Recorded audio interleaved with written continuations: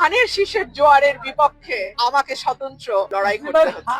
দলীয় সিদ্ধান্ত অমান্য করে সাংগঠনিক কর্মকাণ্ড পরিচালনার জন্য জাতীয় নির্বাহী কমিটির সহ আন্তর্জাতিক বিষয়ক সম্পাদক ব্যারিস্টার রুমিন ফারহানাকে বহিষ্কার করেছে বিএনপি। বিএনপির সিনিয়র যুগ্ম মহাসচিব অ্যাডভোকেট রুহুল কবির রিজভী স্বাক্ষরিত এক বিজ্ঞপ্তিতে এ তথ্য জানানো হয়।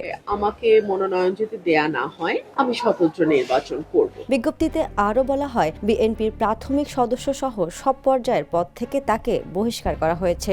আসন্ন জাতীয় সংসদ নির্বাচনে ব্রাহ্মণবাড়িয়া 2 আসনটি শরিক দল জমিয়তে উলামায়ে ইসলামকে ছেড়ে দিয়েছে বিএনপি। এ আসনে বিএনপি নেতৃত্বাধীন জোটের মনোনয়ন পেয়েছেন জমিয়তের সহ সভাপতি মাওলানা জুনায়েদ আল হাবিব।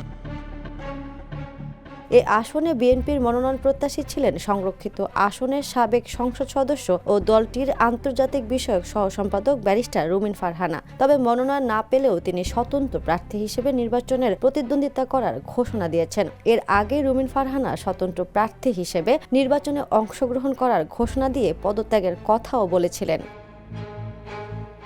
এ বিষয়ে গণমাধ্যমকে রুমিন ফারহানা বলেছিলেন, যদি ব্যবস্থা নেওয়ার দরকার হয় দল অবশ্যই ব্যবস্থা নেবে, আমি তো বাধা দিতে পারবো না, তবে মনোনয়ন কেনার আগেই সম্মানের সঙ্গে দল থেকে পদত্যাগ করব।